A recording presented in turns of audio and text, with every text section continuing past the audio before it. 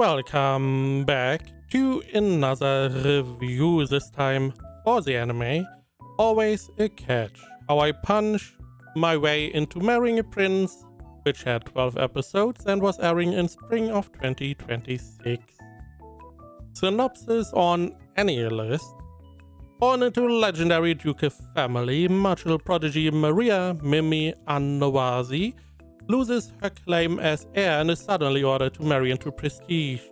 With no options left in her homeland, she transfers to a neighboring kingdom, only to be publicly dumped at graduation by a prince she's never met of an engagement she didn't even know she had. Will Maria be doomed to the life of a spinster?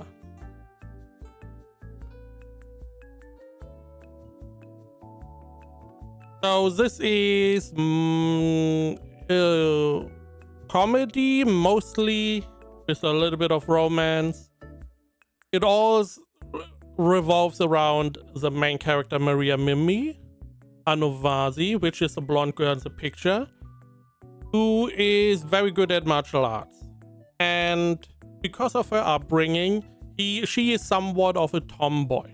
She doesn't behave like a noble lady would. And because this is like the medieval age, nobility, and you have to behave a certain way to be accepted in the noble ranks, she doesn't really fit in that well. Now, this show is mostly about how she is trying to find a husband because she lost her place as an heir, as is described. And naturally, as the title states, she's going to be involved with the prince. Now, there's a lot of reasons what stuff happens. The whole point why the annulment happened is because the prince didn't really want to annul the engagement with Mimi, but with her friend. But because the prince never really looked at his fiancée, he didn't really know who it was. He had no idea. So he just saw her at the party. She looked somewhat similar to her friend, and he just assumed it would be her. So he annulled his engagement with a essentially random woman. Now, I did not really like that because it didn't really make much sense in the grand scheme of what we saw at the time. And the romance, I feel like, in the show is a little bit thin. Now, the good part is there is no, are they going to, are they not? No, it's pretty clear. There's no third party. There's no potential childhood friend coming out of nowhere. The pairs are pretty set in stone, and the story is mostly about Mimi going on an adventure. Essentially, we have a bunch of things. She has an altercation with another person. She gets attacked. She is able to showcase her martial arts skill. She goes home at some point, and stuff happens there. And you know, it's mostly about her having something happening, not really related necessarily to the prince. Now, the prince is going to be part of it, but most of the time, like at the end, a little bit. Again, the romance is a little bit thin for essentially a romance anime, in my opinion. It's mostly about comedy and her going around having fun, if you can call it that. It is really hard. I mean, yeah, it would all spoiler, essentially. If we already talked too much about spoilery stuff, the animation was fine. I am surprised about the animation because she goes home and she learned martial arts from her parents. So naturally, He meets her dad and they have to have a little bit of a fight off. He has to see if she slacked off. I mean, it makes sense, I guess.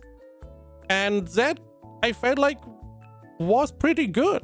It had a lot of impact. It was not a lot of, oh, fast movements here, there, that. No, it was pretty, it felt like two strong fighters slugging it out, which was pretty good animation-wise. The art style you see in the picture, I mean, it's not bad. It's nothing I would really highlight. Character-wise, our main character is very positive, has a lot of energy. Because of her natural ability, she's also able to... She's not really held back by stuff like... pesky stuff like physics, essentially. Which does help her solve some of these scenarios. The prince, I don't care too much about the prince, quite honestly. I mean, he's there, he's a love interest. Okay. I did like that he more or less took an interest in her hobby, essentially. That was pretty nice. But overall, it's just pretty simple romance. Nothing special in my opinion.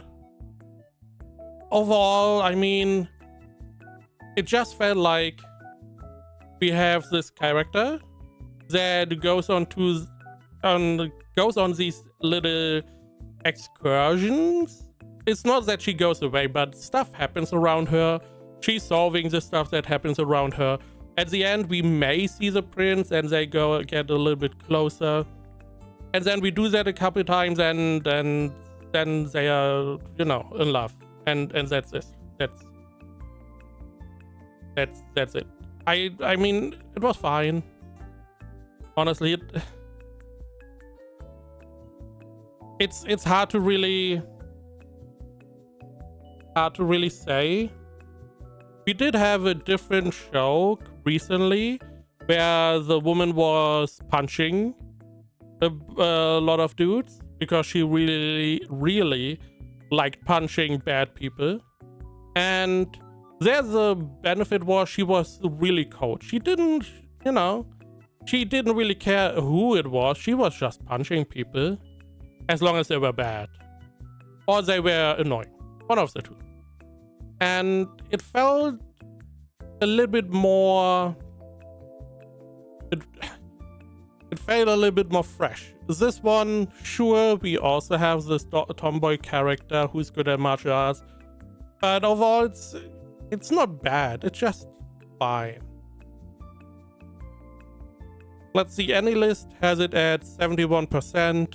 My anime list at 7.24 with 8,600 users, which is not a bad rating by any means. I would also say it's a 7 out of 10. It's okay.